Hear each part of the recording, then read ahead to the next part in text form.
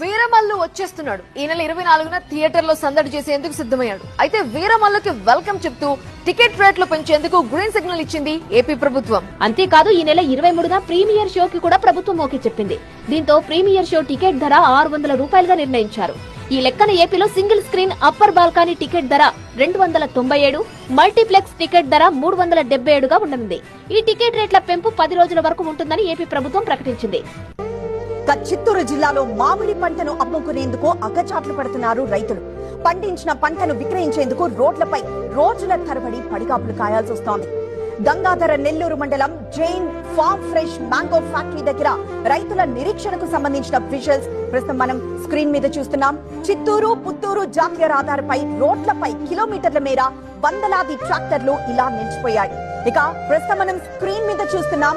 మామిడి పంట అమ్ముకునేందుకు వచ్చిన రైతు కొనుగోళ్లు పూర్తి కాకపోవడంతో ట్రాక్టర్ ఇంజిన్ పైనే ఇలా పడుకున్నాడు.